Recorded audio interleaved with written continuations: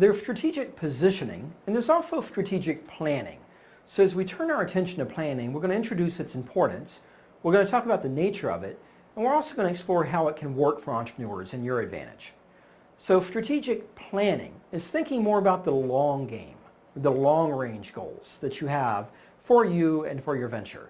It's thinking about mission. It's thinking about objectives. It's thinking about what strategies, timelines, and measures you're going to have to help you score your success as an entrepreneur. There are many benefits to strategic planning. It should help you save money and that you're spending your time and money on the right thing at the right time. It also should bring you fewer cash flow problems.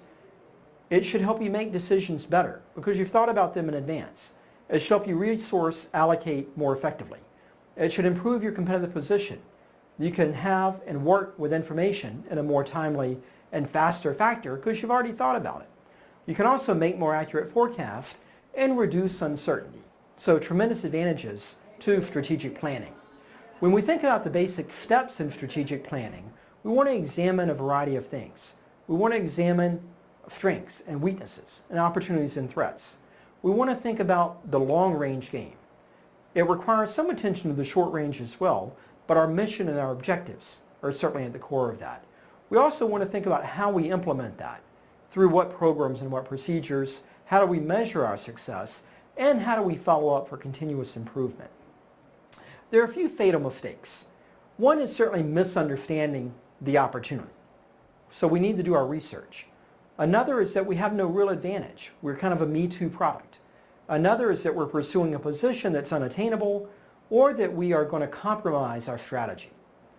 The lastly is that we might not communicate that well to our team, to our partners, or to our investors.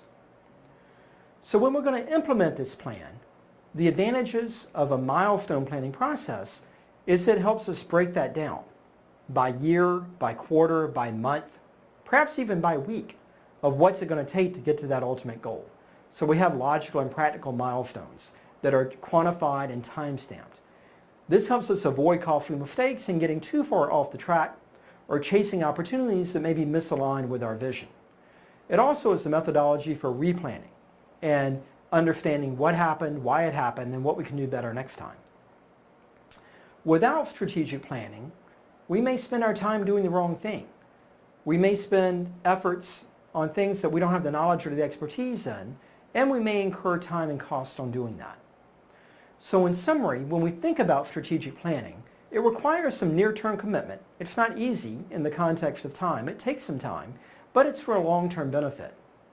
The value also exists in the plan and in the process of doing the plan. So getting yourself to put your ideas to paper or to get your team around a table to talk about some long-term goals is time well spent. And by doing this regularly, you can evaluate how are we doing? How can we improve? And how can we enhance our success as an entrepreneurial team?